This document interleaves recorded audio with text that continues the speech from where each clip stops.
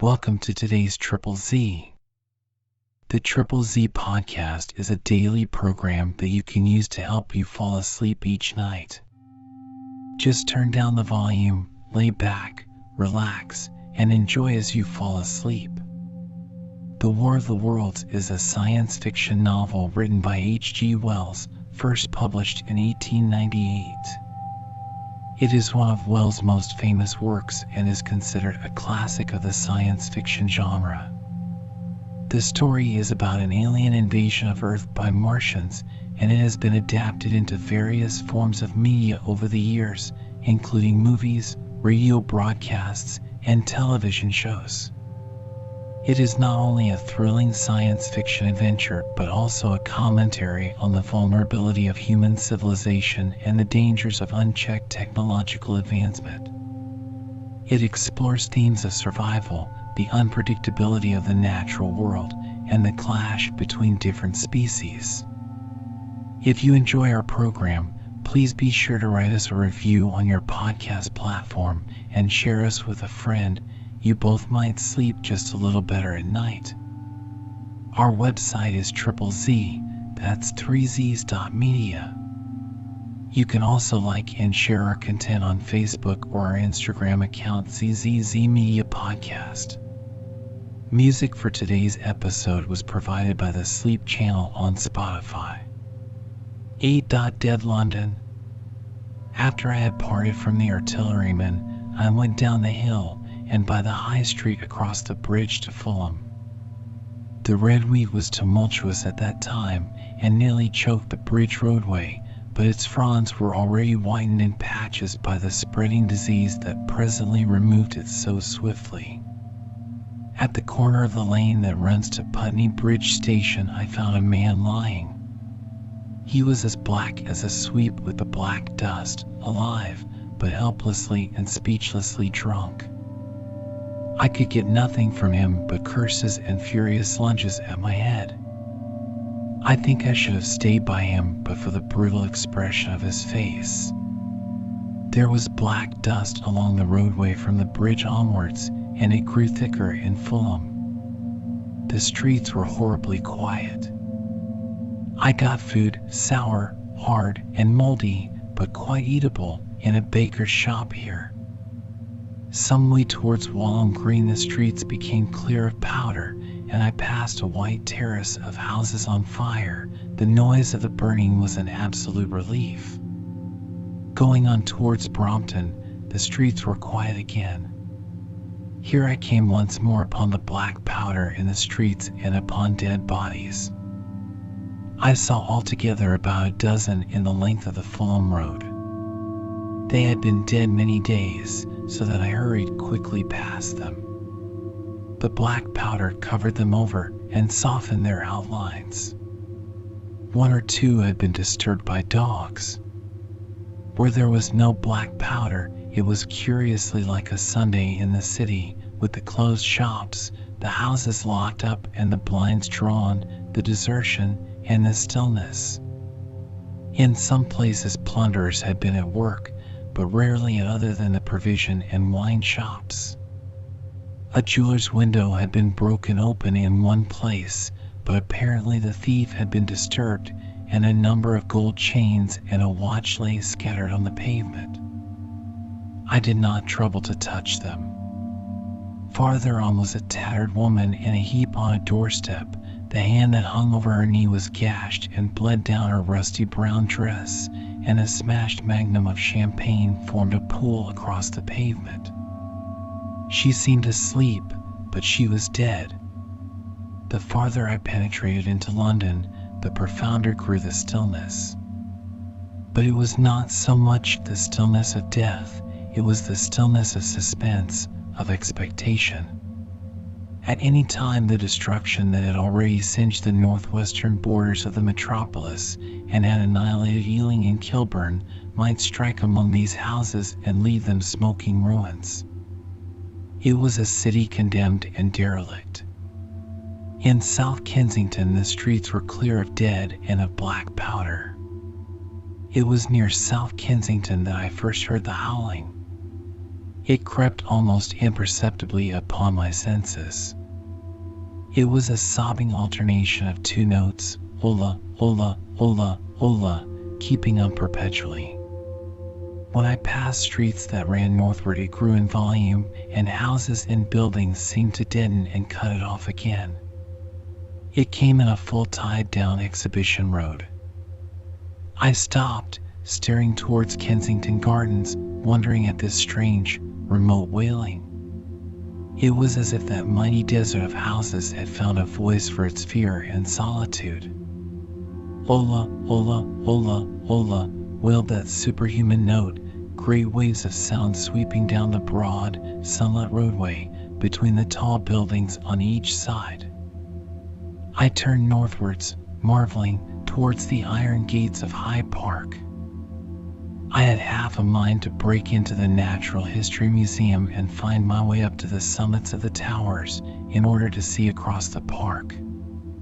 But I decided to keep to the ground where quick hiding was possible, and so went up the Exhibition Road. All the large mansions on each side of the road were empty and still, and my footsteps echoed against the sides of the houses. At the top, near the park gate, I came upon a strange sight, a bus overturned, and the skeleton of a horse picked clean. I puzzled over this for a time, and then went onto the bridge over the Serpentine. The voice grew stronger and stronger, though I could see nothing above the housetops on the north side of the park, save a haze of smoke to the northwest. Ola, ola, ola, ola, cried the voice, coming, as it seemed to me, from the district about Regent's Park. The desolating cry worked upon my mind. The mood that had sustained me passed. The wailing took possession of me. I found I was intensely weary, footsore, and now again hungry and thirsty. It was already past noon. Why was I wandering alone in this city of the dead? Why was I alone when all London was lying in state and in its black shroud? I felt intolerably lonely. My mind ran on old friends that I had forgotten for years. I thought of the poisons in the chemist's shops, of the liquors the wine merchants stored. I recalled the two sodden creatures of despair who, so far as I knew, shared the city with myself. I came into Oxford Street by the Marble Arch, and here again were black powder in several bodies, and an evil, ominous smell from the gratings of the cellars of some of the houses. I grew very thirsty after the heat of my long walk. With infinite trouble, I managed to break into a public house and get food and drink. I was weary after eating and went into the parlor behind the bar and slept on a black horsehair sofa I found there. I awoke to find that dismal howling still in my ears. Ola, ola, ola, ola. It was now dusk, and after I had routed out some biscuits and a cheese in the bar, there was a meat safe, but it contained nothing but maggots. I wandered on through the silent residential squares to Baker Street. Portman Square is the only one I can name, and so came out at last upon Regent's Park. And as I emerged from the top of Baker Street, I saw far away over the trees and the clearness of the sunset the hood of the Martian giant from which this howling proceeded. I was not terrified. I came upon him as if it were a matter of course. I watched him for some time, but he did not move. He appeared to be standing and yelling for no reason that I could discover. I tried to formulate a plan of action. That perpetual sound of ola, ola, ola, ola confused my mind. Perhaps I was too tired to be very fearful. Certainly I was more curious to know the reason of this monotonous crying than afraid. I turned back away from the park and struck into Park Road, intending to skirt the park, went along under the shelter of the terraces, and got a view of this stationary, howling Martian from the direction of St. John's Wood. A couple of 100 yards out of Baker Street I heard a yelping chorus, and saw, First a dog with a piece of putrescent red meat in his jaws coming headlong towards me, and then a pack of starving mongrels in pursuit of him. He made a wide curve to avoid me, as though he feared I might prove a fresh competitor. As the yelping died away down the silent road, the wailing sound of "Ola, Ola, Ola, Ola" reasserted itself. I came upon the wrecked handling machine halfway to St. John's Wood Station. At first I thought a house had fallen across the road.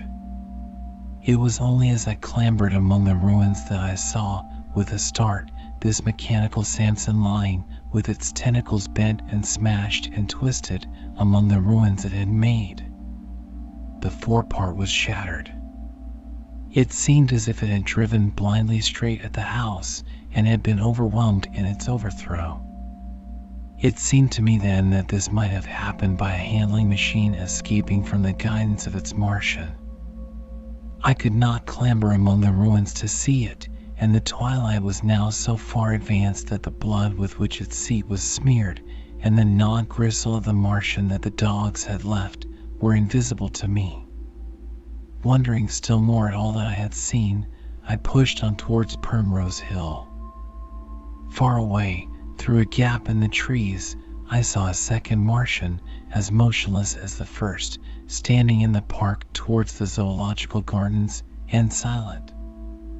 A little beyond the ruins about the smashed handling machine, I came upon the redweed again, and found the Regent's Canal, a spongy mass of dark red vegetation. As I crossed the bridge, the sound of "Ola, Ola, Ola, Ola" ceased. It was, as it were, cut off. The silence came like a thunderclap. The dusky houses about me stood faint and tall and dim. The trees towards the park were growing black. All about me the redweed clambered among the ruins, writhing to get above me in the dimness. Night, the mother of fear and mystery, was coming upon me. But while that voice sounded the solitude, the desolation, had been endurable. By virtue of it London had still seemed alive, and the sense of life about me had upheld me. Then suddenly a change, the passing of something, I knew not what, and then a stillness that could be felt. Nothing but this gaunt quiet. London about me gazed at me spectrally. The windows in the white houses were like the eye sockets of skulls. About me my imagination found 1,000 noiseless enemies moving. Terror seized me, a horror of my temerity. In front of me the road became pitchy black as though it was tarred, and I saw a contorted shape lying across the pathway. I could not bring myself to go on. I turned down St. John's Wood Road and ran headlong from this unendurable stillness towards Kilburn. I hid from the night and the silence until long after midnight in a cabman's shelter in Harrow Road. But before the dawn my courage returned, and while the stars were still in the sky, I turned once more towards Regent's Park. I missed my way among the streets, and presently saw down a long avenue, in the half-light of the early dawn, the curve of Primrose Hill. On the summit, towering up to the fading stars, was a third Martian, erect and motionless like the others. An insane resolve possessed me. I would die and end it. And I would save myself even the trouble of killing myself. I marched on recklessly towards this Titan, and then, as I drew nearer and the light grew, I saw that a multitude of black birds was circling and clustering about the hood. At that my heart gave a bound, and I began running along the road. I hurried through the redweed that choked St. Edmund's Terrace. I waded breast high across a torrent of water that was rushing down from the waterworks towards the Albert Road, and emerged upon the grass before the rising of the sun. Great mounds had been heaped about the crest of the hill, making a huge redoubt of it. It was the final and largest place the Martians had made, and from behind these heaps there rose a thin smoke against the sky. Against the skyline an eager dog ran and disappeared. The thought that had flashed into my mind grew real, grew credible. I felt no fear, only a wild, trembling exultation as I ran up the hill towards the motionless monster. Out of the hood hung lank shreds of brown at which the hungry birds pecked and tore. In another moment I had scrambled up the earthen rampart and stood upon its crest, and the interior of the redoubt was below me.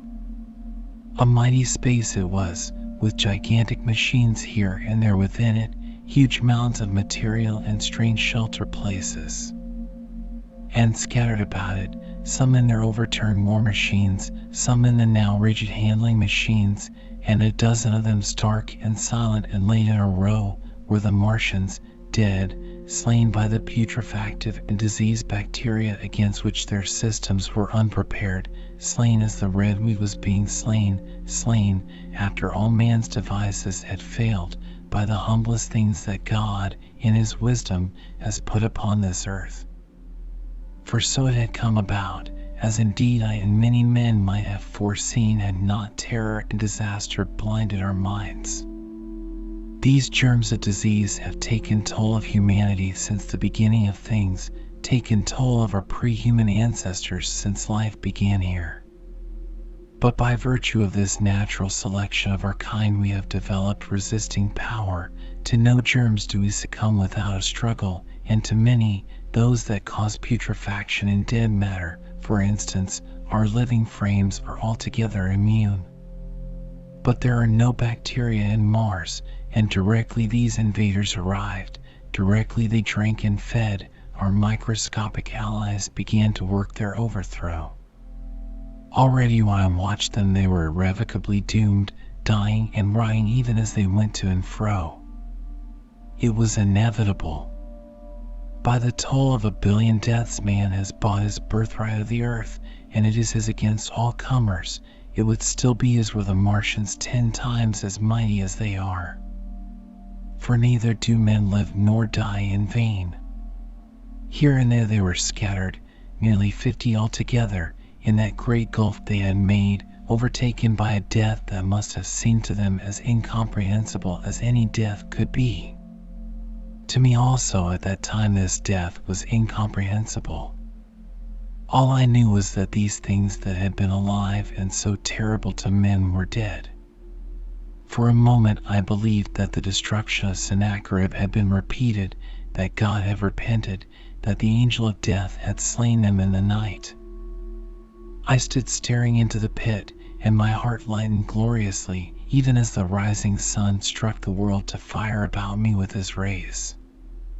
The pit was still in darkness. The mighty engines, so great and wonderful in their power and complexity, so unearthly in their tortuous forms, rose weird and vague and strange out of the shadows towards the light. A multitude of dogs, I could hear, fought over the bodies that lay darkly in the depth of the pit, far below me. Across the pit on its farther lip, flat and vast and strange, lay the great flying machine with which they had been experimenting upon our denser atmosphere when decay and death arrested them. Death had come not a day too soon. At the sound of a cawing overhead, I looked up at the huge fighting machine that would fight no more forever, at the tattered red shreds of flesh that dripped down upon the overturned seats on the summit of Primrose Hill. I turned and looked down the slope of the hill to where, enhaloed now in birds, stood those other 2 Martians that I had seen overnight, just as death had overtaken them. The one had died, even as it had been crying to its companions. Perhaps it was the last to die, and its voice had gone on perpetually until the force of its machinery was exhausted. They glittered now, harmless tripod towers of shining metal, in the brightness of the rising sun. All about the pit, and saved as by a miracle from everlasting destruction, stretched the great mother of cities.